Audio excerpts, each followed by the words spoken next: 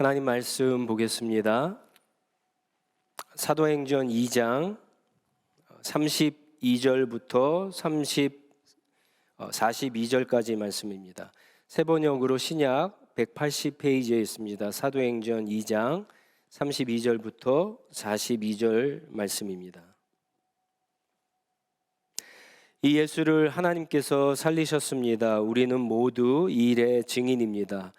하나님께서는 이 예수를 높이 올리셔서 자기의 오른쪽에 앉히셨습니다. 그는 아버지로부터 약속하신 성령을 받아서 우리에게 부어주셨습니다. 여러분은 지금 이 일을 보기도 하고 듣기도 하고 있는 것입니다. 다윗은 하늘에 올라가지 못하였으나 그는 이렇게 말하였습니다. 주님께서 내 주님께 말씀하시기를 내가 내 원수를 내 발 아래 굴복시키기까지 너는 내 오른쪽에 앉아 있어라 하셨습니다. 그러므로 이스라엘 온 집안은 확실히 알아두십시오. 하나님께서는 여러분이 십자가에 못 박은 이 예수를 주님과 그리스도가 되게 하셨습니다. 사람들이 이 말을 듣고 마음에 찔려서 형제들이여 우리가 어떻게 하면 좋겠습니까 하고 베드로와 다른 사도들에게 말하였다. 베드로가 대답하였다. 회개하십시오. 그리고 여러분 각 사람은 예수 그리스도의 이름으로 세례를 받고 죄 용서를 받으십시오. 그리하면 성령을 선물로 받을 것입니다. 이 약속은 여러분과 여러분의 자녀와 또 멀리 떨어져 있는 모든 사람 곧 우리 주 하나님께서 부르시는 모든 사람에게 주신 것입니다. 베드로는 이 밖에도 많은 말로 증언하고 삐뚤어진 세대에서 구원을 받으라고 그들에게 권하였다. 그의 말을 받아들인 사람들은 세례를 받았다. 이렇게 해서 그날의 신도의 수가 약 3,000명이나 늘어났다. 그들은 사도들의 가르침에 몰두하고 서로 사귀는 일과 빵을 떼는 일과 기도에 힘썼다. 아멘. 교회를 사랑하는 교인이라면 누구나 자기가 섬기는 교회가 부흥하기를 바랍니다. 그래서 개인 기도할 때나 이렇게 대표 기도할 때 교회의 부흥을 위해서 꼭 빠지지 않고 기도하고 찬양을 할 때에도 열심히 찬양하지만 특별히 부흥에 관한 찬양을 하면 마음이 뜨거워져서 열정적으로 찬양을 합니다. 혹이라도 교회 어떤 부서를 섬기거나 담당하게 되면은 각 교회 부서가 1년 계획을 세울 때 부흥을 늘 사역의 목표로 삼게 됩니다. 그리고 부흥에 따라서 얼마만큼 부흥을 했는가에 따라서 그 한 해의 사역을 평가하기도 합니다. 그런데 우리가 생각하는 이런 부흥이, 우리가 기대하는 부흥이 성경이 말하는 부흥과 과연 일치하는가라고 했을 때에는 조금 다를 수도 있습니다. 우리는 가끔 이런 소리를 듣죠. 어떤 교회가 개척한 지 몇 년 만에 크게 부흥했다.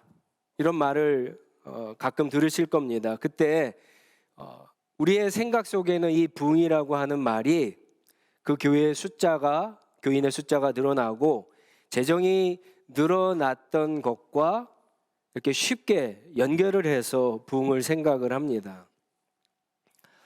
특히 이제 신앙생활 오래 하신 어른들 가운데에서 1970년도, 80년도에 이렇게 신앙생활 하셨던 분들은 그 당시에 자기가 출석하던 교회에 막 성도들이 몰려오고 교회 건물을 세우고 했던 때를 부흥이라고 생각해서 우리 교회도 이렇게 부흥했으면 좋겠다 이렇게 생각하기도 합니다.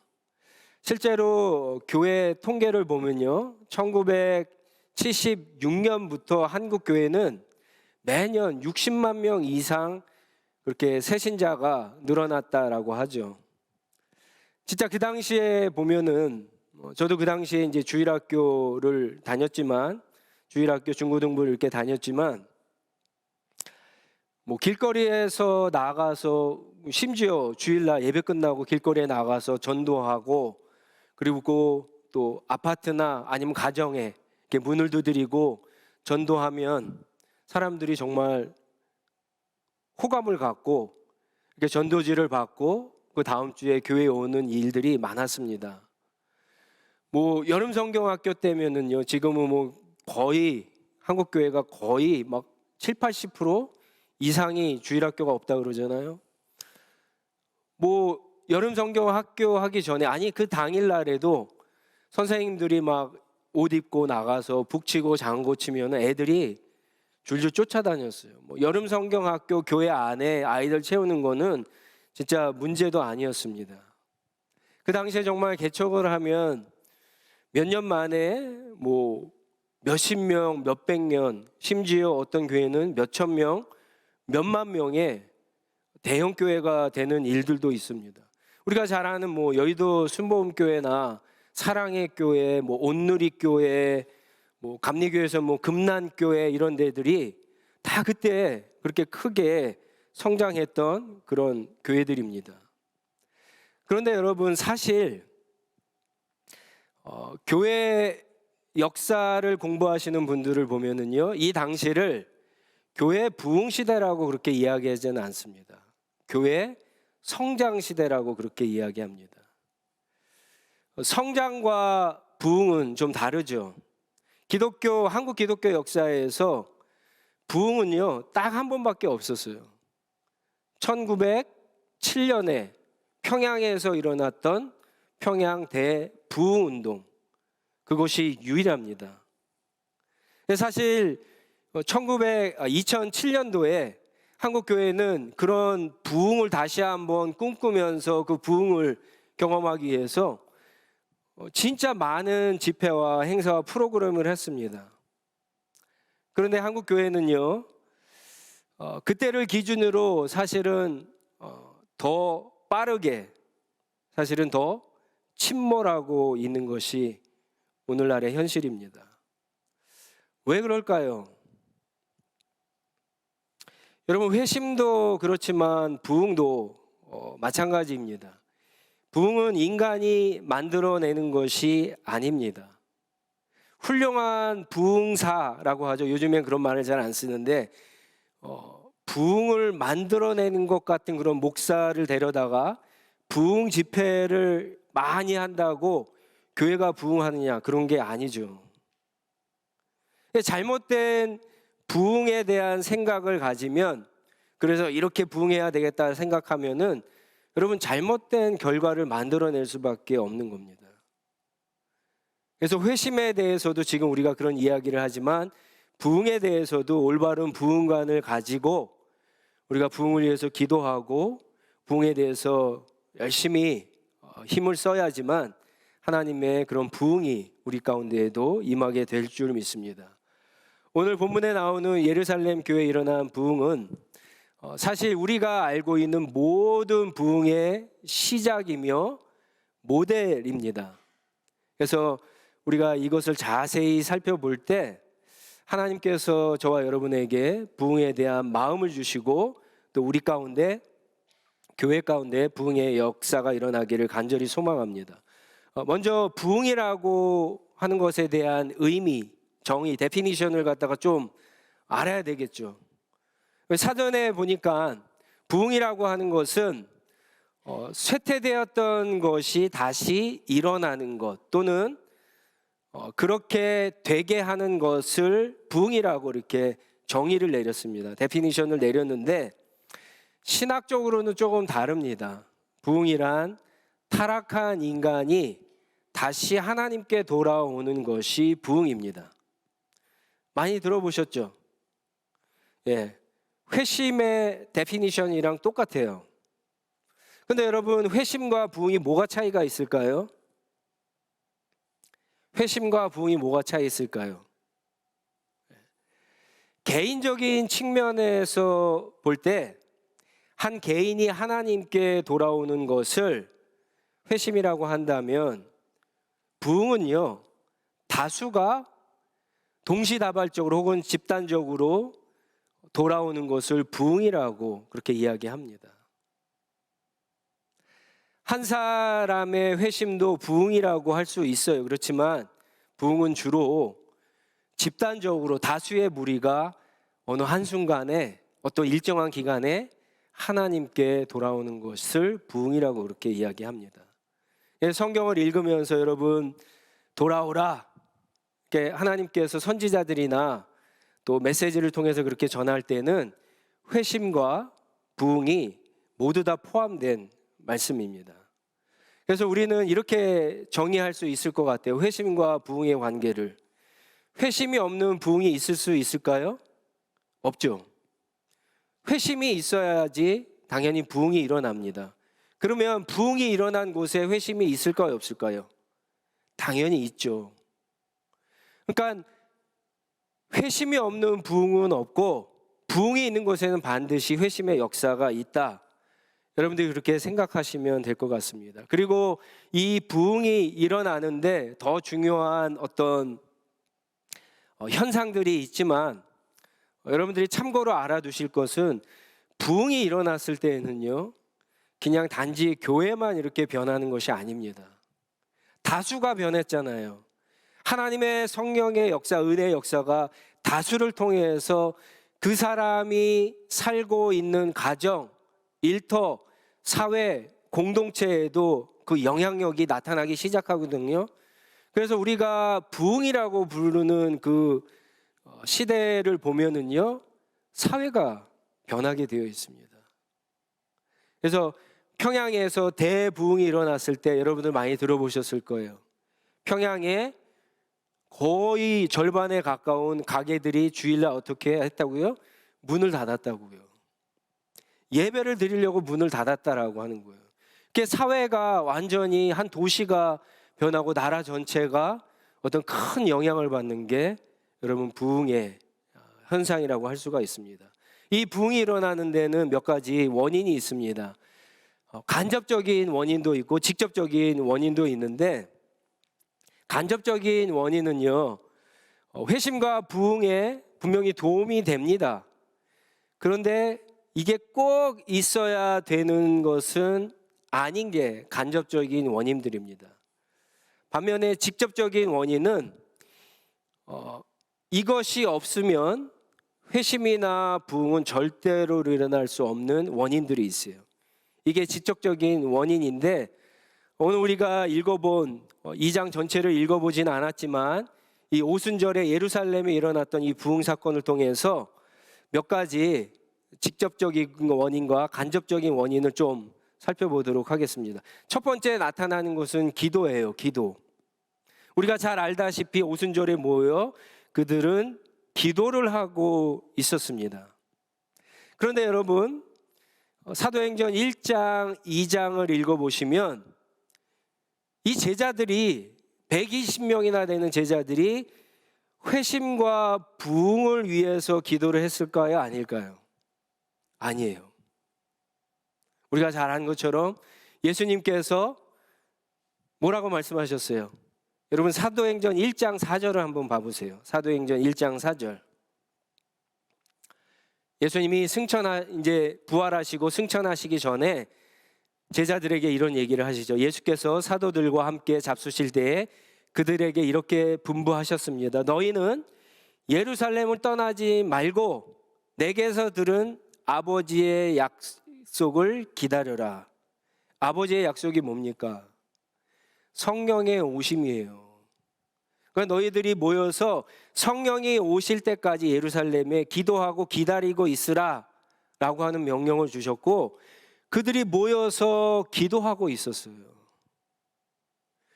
그들이 기도할 때 오순절 날에 성령께서 진짜 오셨어요. 그런데 자기들이 생각하지도 못했던 일들이 일어나기 시작한 거예요. 그게 바로 개인적으로 회심하는 일들, 다수가 부흥하는 일들이 일어났다라고 하는 거예요. 그러니까 기도 자체가 회심이나 부흥을 가져온 것은 아니에요. 그런데 이 기도가 우리는 알지 못했지만 회심과 부흥을 위해서 굉장히 중요한 역할을 했다는 것은 우리가 알 수가 있죠. 그리고 더 중요한 거, 우리가 하나님 앞에 회심과 부흥을 위해서 당연히 기도해야 되지만 무엇을 위해서 기도해야 되는지를 우리가 알 수가 있어요. 여러분, 무엇을 위해서 기도해야 됩니까? 성령께서 우리 가운데 오셔서 역사하실 수 있도록 여러분 기도해야 된다는 거예요. 당연히 우리가 많은 사람들이 모이게 해달라고 기도해야 돼요. 그리고 또 우리가 기도할 때 사람들 가운데 회심의 역사, 부흥의 역사가 일어나기를 위해서 기도를 해야 됩니다.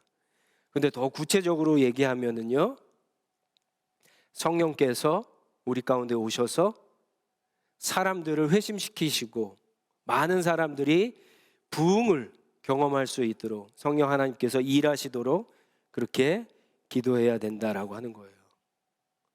여러분, 성령이 없으면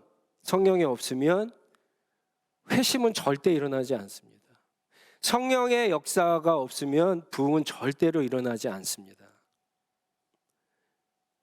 그런데 성령께서 우리의 기도를 사용하신다라고 하는 사실을 꼭 기억하시기 바랍니다. 두 번째 원인은요, 성령의 기적, 은사죠. 오늘 본문 말씀에는 은사가 나타나고 있죠. 방언의 은사가 특히 나타나고 있습니다. 여러분, 다시 말씀드립니다. 기적이나 성령의 은사는 직접적인 원인이 아니에요. 그것 때문에 사람이 회심하고 부흥에 일어난 것이 아니에요. 사람들이 이 성경 말씀을 읽으면서 굉장히 오해를 합니다. 여러분 잘 보세요. 방언을 경험한 사람들이 회심합니까? 제자들이 방언하는 것을 보고 들었던 사람들이 부흥이 일어났어요? 아니에요.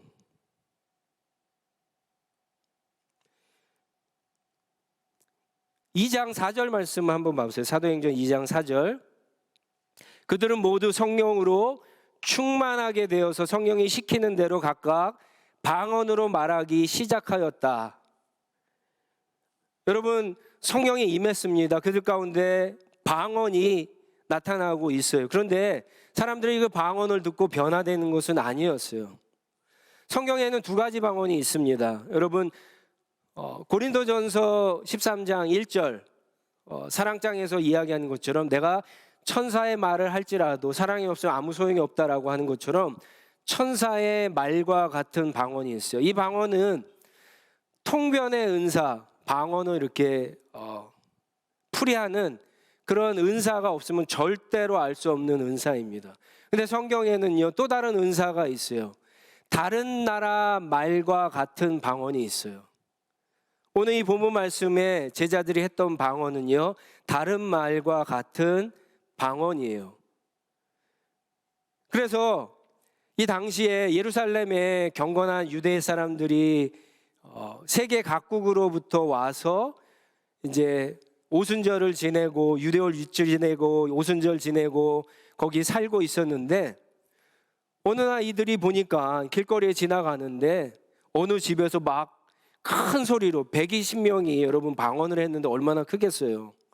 방언을 자기가 이렇게 조그맣게 컨트롤할 수 있는 것도 아니잖아요. 성령이 지금 강하게 일어나갖고 자기가 성령의 인도하심을 따라 방언으로 큰 소리로 방언을 하고 있습니다. 길거리 지나가는 사람들이 그 방언을 듣고 자기 나라 자기 동네에서 했던 말로 듣고는 크게 놀라는 거죠.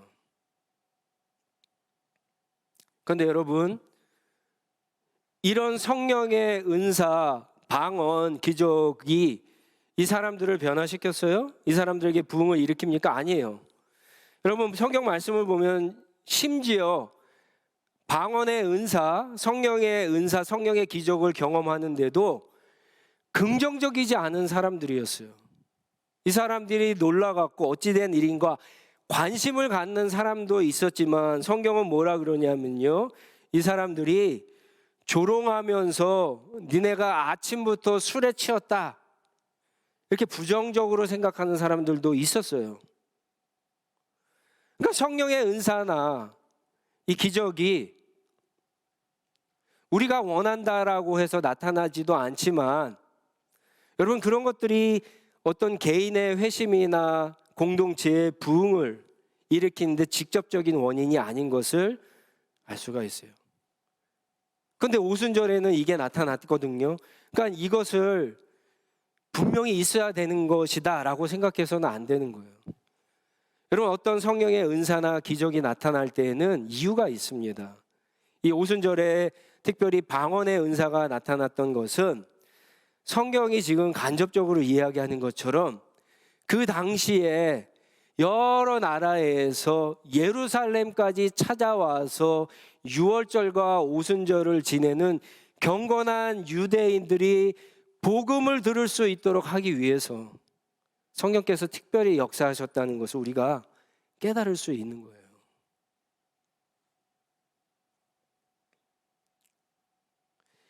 회심이나 부흥의 직접적인 원인이 아니다라고 하는 거.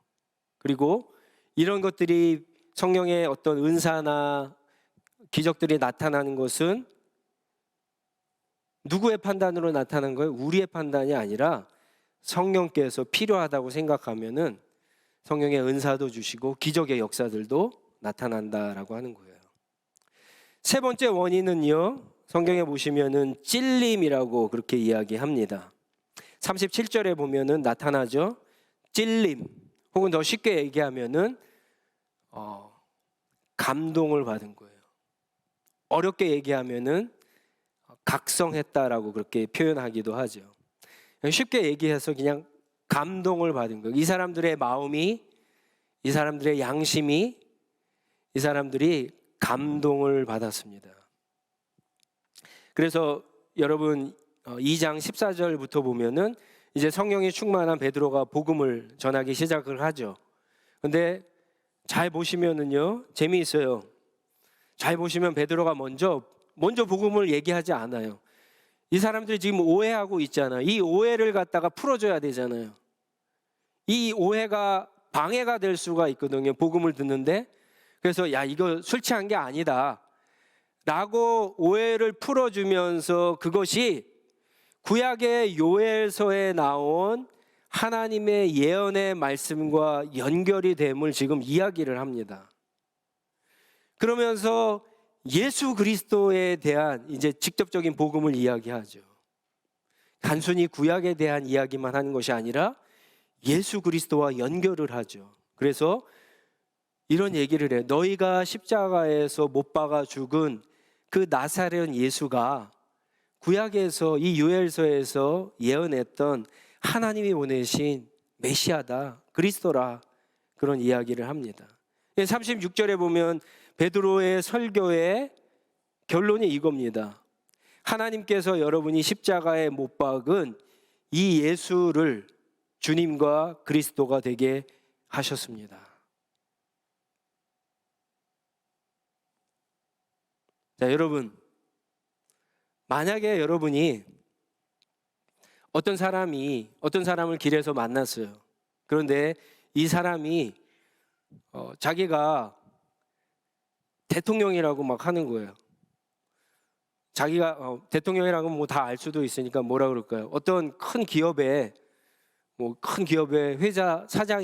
회장인데 지금 지갑이 없어서 그런데 돈 좀 빌려달라고 한번 그렇게 했다고 생각해 보세요. 근데 모르는 사람이니까 뭐 믿을 수가 없잖아요. 그래서 무슨 소리냐고 막 욕을 해주고 쫓아보냈습니다. 근데 나중에 보니까 진짜 회장이었어요. 그러면 우리 마음이 어떨까요? 좀 미안하기도 하고, 그렇죠? 아, 그때 내가 이렇게 했었으면은 뭔가 좀 이 회사 회장인데 좀 도움이 되지 않았을까, 그런 생각도 할 거예요. 그런데 지금 베드로의 설교의 메시지가 뭡니까? 너희가 십자가에 못 박은 이 나사렛 예수가 하나님이 보내신 그리스도다, 주님이다라고 하는 거예요. 근데 여러분, 이 사람들 가운데에서는 어떤 사람들이 있었냐면요, 불과 며칠 전까지만 해도 예수님은 진짜 십자가에 못 박아야 된다라고 막 외쳤던, 군중들의 틈에서 외쳤던 사람들이 있었어요. 설마 그렇게까지 하면 되겠냐라고 했던 사람도 있겠지만 침묵으로 동조했던 사람들도 있었어요. 그런데 베드로의 이야기를 듣고 이 사람들이 마음이 어떻게 합니까? 찔리게 된 거예요. 여러분, 회심이 부흥이 나타나는 것을 한번 잘 보세요. 말씀이 복음이 선포되어지니까 이 사람들이 그런 반응이 여러분 일어나기 시작합니다. 그리고는 이들의 반응이 감동을 받아갖고 이들이 내뱉은 질문이 뭡니까? 37절에 그럼 우리가 어떻게 해야 되냐고. 그럼 우리가 어떻게 해야 되냐고. 도대체 어떻게 하면은 용서받을 수 있냐고. 구원을 받을 수 있냐고. 이런 얘기를 하는 거예요. 자, 그런데 또 하나 우리가 생각해야 될 것이 있습니다. 복음을 듣고 그 사람이 양심이 찔려서 감동을 받았다고 해서 그게 회심이냐? 그렇지 않다라고 하는 거예요. 여러분, 똑같은 감동을 받는 장면이 스데반의 설교를 들은 군중들에게도 나타나죠. 그들도 똑같이 양심의 찔림을 받았어요. 근데 그들은 어떻게 합니까? 돌을 던져갖고 스데반을 죽였어요. 근데 베드로에게는 조금 다르게 나타났어요. 그러나 여전히 회심하고 부흥이 나타나는 것은 아니에요. 그래서 베드로가 38절에 보면은 이야기를 하죠. 너희가 회심하고 부흥할 수 있는 방법에 대해서. 그게 뭡니까? 우리가 계속 얘기했던 내용이에요. 회개하라. 그리고 세례를 받으라라고 하는 거예요. 예수 그리스도의 이름으로 세례를 받으라라고. 요한의 세례가 아니에요. 그리스도의 이름으로 세례를 받으라라고 하는 거예요. 뭐 회개하는 것은 너무나 잘 알죠. 세례를 받는 것이 뭐라 그랬습니까? 믿는 거라고 그랬잖아요. 예수 그리스도께서 하나님이 보내주신 그리스도 메시아, 그분이 나의 주님이라고는 믿는 거, 그분을 따르겠다라고 하는 결단이 녹아 들어간 게 세례잖아요. 그렇게 하면은 죄 용서를 받고 그리고 너희가 성령을 선물로 받을 것이다. 구원을 받을 것이다 라고 하는 것을 이야기를 하죠. 마침내 이 얘기를 들었을 때 여러분 39절에 보면은 40절에 보면 뭐라고 이야기합니까? 많은 사람들이 41절에 보면은 베드로의 말을 복음을 듣고 그렇죠? 세례를 받았다라고 하지. 세례 받은 사람의 인원이 약 3,000명이나 되었다라고 하는 거예요. 오늘날에는요, 이런 부흥의 역사가 나타나지 않으니까 어떤 사람들은 이 이야기를 읽으면서 이것은 뻥이다, 가짜다 이렇게 이야기하는 사람들도 있습니다. 성경이 사람들의 이름이나 이렇게 숫자를 명확하게 쓰는 것은 여러분 사실이기 때문에 그것을 증명하기 위해서 이렇게 쓰는 거죠. 3,000명이나 회심하고 부흥을 그런 일들이 나타나게 되는 겁니다. 네 번째 원인이요, 하나님의 말씀, 복음입니다. 감동으로는 안 되고요, 복음이 분명하게 선포되어지게 되고 그 복음을 들어야지만, 그렇죠, 복음이 있어야지만 되는 겁니다. 여러분, 기도로도 안 돼요. 기도만 열심히 한다고 해서 사람이 변하는 게 아니에요. 아니, 자기가 뭘 잘못하고 그리고 자기가 뭘 믿어야지 여러분 구원을 받을 수 있잖아요. 그럼 복음을 들어야 되잖아요. 복음의 내용이 그런 거잖아요. 그러니까 복음은 반드시 있어야 돼요. 하나님의 말씀을 반드시 들어야 됩니다. 기적과 은사는 없어도 돼요. 심지어 기도가 없어도 돼요. 그런데 말씀에 대한 선포가 분명히 있어야 됩니다. 우리 가운데 누구도 하나님의 말씀, 복음, 그렇죠? 복음의 한 조각이라도 이해하지 않고 그것을 믿지 않고 회심하고 부흥을 경험한 사람은 아무도 없다라고 하는 거예요. 한번 잘 생각해 보세요.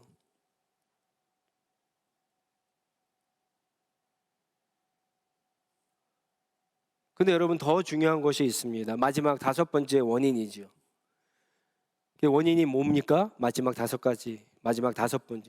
그건 성령이에요. 아까도 엑스했지만 이 간접적인 여러 가지 원인들, 그리고 직접적인 하나님의 말씀, 복음이 있어도요, 성령이 없으면 회심이나 부흥은 일어나지 않습니다.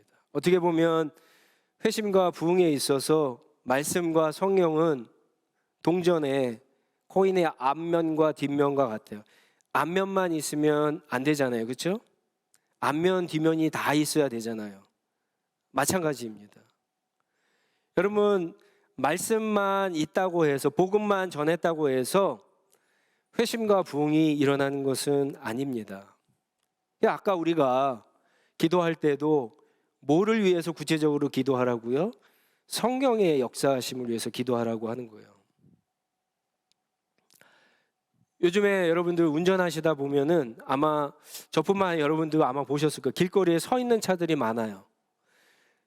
가스값이 올라갔고 사람들이 이렇게 조금씩 넣는다 그러죠. 그러다가 좀 싼 데 있으면은 또 넣고 가고 이러다 보니까 그 미처 못 넣고 다니다가 이렇게 길거리에 서는 차들이 많은데, 여러분 아무리 자동차가 좋고 전기차라고 해도 아무리 가스를 만땅을 채웠다고 할지라도 여러분 누가 있어야지 그게 움직입니까? 운전사가 있어야 돼. 운전하는 사람이 있어야지 운전하는 거예요. 말씀과 성령의 관계는 마치 그런 것과 비슷합니다. 회심과 부흥에 있어서 마찬가지예요. 하나님의 말씀 복음이 분명히 선포되어야 하는데 그것으로 끝이 아니에요. 인업하지 않아요. 성령께서 그 말씀을 통해서 역사하셔야 됩니다.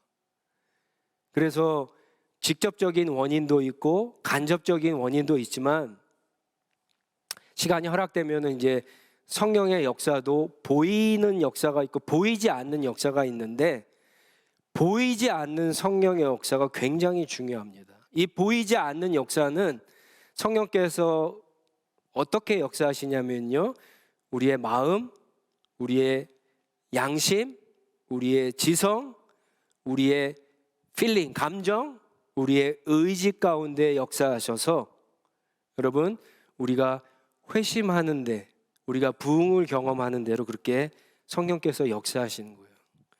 이거는 보이지 않아요, 눈에. 근데 여러분 아까도 이야기했지만 어떻게 불과 며칠 사이에 예수를 십자가에 못 박았던 사람들이 베드로의 설교를, 예수님의 설교도 아니에요, 베드로의 설교를 듣고, 그 베드로가 뭐 말을 잘하는 사람도 아니에요. 뭐 설교에 어떤 딜리버리가 있는 사람들, 내용도 물론 좋기는 좋지만 그런 사람도 아니에요. 어떻게 그런 사람의 이야기를 듣고 3,000명이 여러분 일정한 기간 동안에 회심하고 부흥할 수 있겠어요? 여러분 아무리 세계에서 가장 세일즈를 잘하는 세일즈맨이 어떤 물건을 판다 그래도 여러분 3,000명이 그 자리에서 물건을 사게 만드는 세일즈맨이 있을까요? 우리가 회심한다라고 하는 거, 예수님을 진짜 믿고 따라간다라고 하는 이 세례의 의미를 안다면, 세례가 자기의 인생을 다 드리는 거잖아요. 그렇죠? 내가 인생을 하나님 앞에 맡기겠다라고 하는 뜻이잖아요. 근데 세일즈의 말을 듣고 자신의 전 재산을 드릴 수 있는 사람들이 과연 있을까요? 이게 베드로의 설교 때문이 아니라니까요. 이게 사람이 했던 일이 아니라니까요. 이게 성령께서 하셨던 것이 너무나 분명하게 나타나는 거예요. 성령님께서 베드로의 설교, 물론 베드로의 설교는 완벽하지 않지만 이 설교를 가지고 그 당시에 모인 사람들이 복음을 듣고 그 마음에 깨달음을 갖고 양심의 찔림을 갖고, 그래서 자신의 지성으로는 여태까지 예수 그리스도라고 하는 사람이 우리 유대교를 무너뜨리는 그런 사람인 줄로 알았는데, 아하, 아니구나, 이 사람이 구약의 예언자들을 통해서 하나님이 말씀하신 그리스도가 진짜 맞구나, 나의 하나님 주님이 맞구나 라고 그것을 깨닫고 믿게 하는 것이 성령의 역사라고 하는 거예요. 그게 보이지 않는 곳에서 성령님께서 역사하시는 성령의 역사인 거예요. 여러분, 예수님께서 성령을 보내주실 때 이런 약속을 하신 적이 있어요. 요한복음 16장 8절입니다. 요한복음 16장 8절. 그가 오시면, 성령이죠, 죄와 의와 심판에 대해서 세상의 잘못을 어떻게 하신다고요? 깨우치실 것이다. 성령께서 말씀을 통해서 그들이 어떤 죄와 어떤 하나님의 의와 하나님의 심판 아래 놓여져 있는가, 그들의 잘못을 철저하게 깨우치실 거다라고 하는 거예요. 이게 없으면요, 회심, 회개, 믿음, 그리스도를 붙잡는 의지, 절대로 일어나지 않습니다. 여러분, 말의 어떤 논리나 설득으로, 물론 설교자나 성경 공부를 할 때 그런 것들이 필요하죠. 우리가 듣는 방식이 그렇기 때문에. 그래서 설교하는 사람들은 수사학도 공부를 하죠. 설교의 딜리버리 방법도 공부를 합니다. 그렇지만 그런 것들이 사람의 강팍한 마음을 바꾸어서 그리스도와 완전히 반대편에 있던, 세상에 있던 사람들을 하나님의 쪽으로 그렇게 바꾸어서 그분을 향해서 가게 만드는 회심, 부흥의 역사는 일으키지 않는다라고 하는 거예요. 여러분, 그것은 철저하게 여러분들이 잘못 오해하시는 부분이에요. 사람에게 있지 않습니다.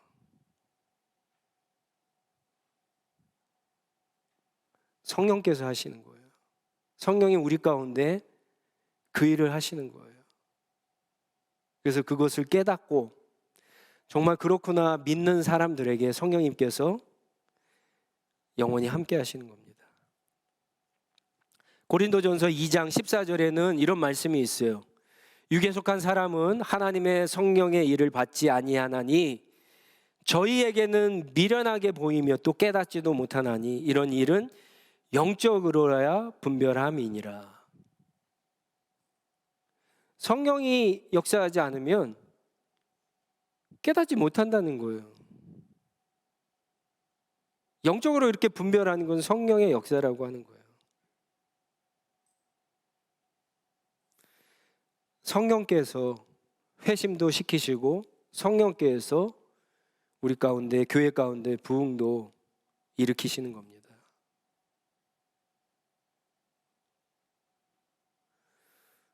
여러분 가운데 정말 구원을 받고 싶은 분들이 있을 겁니다. 내가 정말 복음을 듣고 복음이 정말 깨달아지고 그래서 회심하고 또 우리 가운데, 우리 교회 가운데 정말 그렇게 많은 사람들이 그렇게 회심하는 부흥을 경험하고 싶은 분들이 계실 거예요. 그런 분들은 하셔야 될 게 분명하죠. 간접적인 것들은 우리가 할 수 있잖아요. 기도하는 거 우리가 할 수 있는 일이죠. 그렇죠? 성령의 은사는 우리가 할 수 없어요. 물론 그게 직접적인 원인은 아니지만. 근데 또 뭐 할 수 있습니까? 복음을 배울 수가 있어요. 하나님의 복음을 배울 수가 있어요.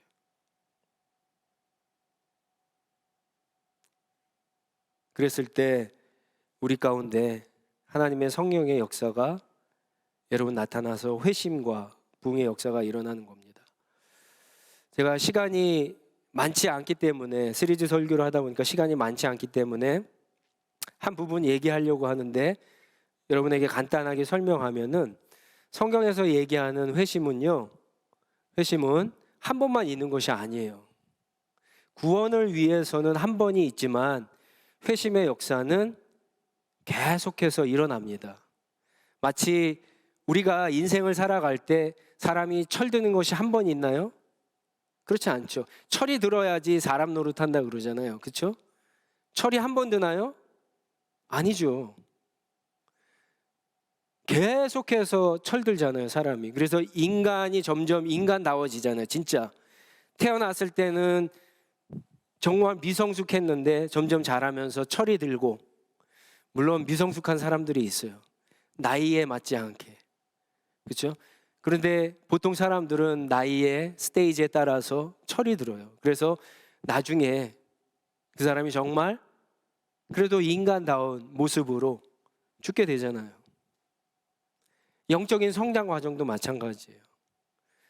그래서 그냥 이 말씀이 아직 구원받지 못한 사람들을 위한 말씀이 아니에요. 여전히 아까 우리가 읽었던 것처럼 이 회심의 데피니션처럼 영적으로 이렇게 죽어 있는 사람들이 다시 일어나서 하나님께로 돌아올 수 있게 하는 게 바로 하나님의 말씀, 성령의 역사를 통한 회심과 부흥의 역사라고 하는 겁니다. 여러분, 이게 성경에서 말하는 회심과 부흥의 역사입니다. 우리가 오늘 말씀을 통해서 조금이라도 우리가 부흥에 대해서, 회심에 대해서 알게 되었는데, 그런 마음에 품고 기도하심으로 성령님께서 우리의 기도를 사용하시고 또 우리의 복음 전도를 사용하셔서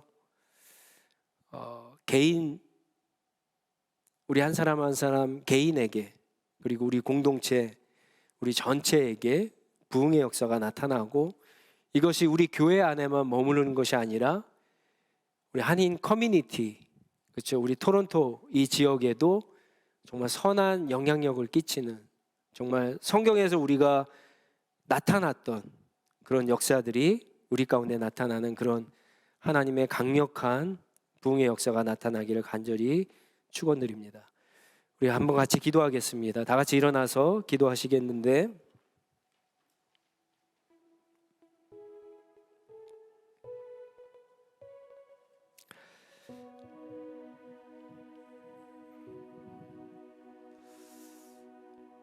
여러분들 가운데 아직 구원을 받지 못해서 회심이 필요한 사람이나 구원을 받았지만 영적으로 또 이렇게 번아웃 돼 있거나 영적으로 침체 가운데, 그렇죠? 디프레션 가운데 있거나 아니면 또 영적으로 어떤 병에 걸려 있어서 하나님께로 가까이 나아가지 못한 분들에게 꼭 필요한 말씀인데요. 오늘 이 말씀 우리에게 주셨는데 우리가 해야 될 것이 있겠죠. 여러분, 기도하면서 그냥 나에게 그런 회심을 허락해 주십시오라고 기도하지 말고 조금 구체적으로 기도하세요. 기도를 시작하세요. 그것을 위한 기도를 시작하세요. 조금씩 기도를 시작하세요. 그리고 하나님의 말씀을 자꾸만 읽으셔야 돼요.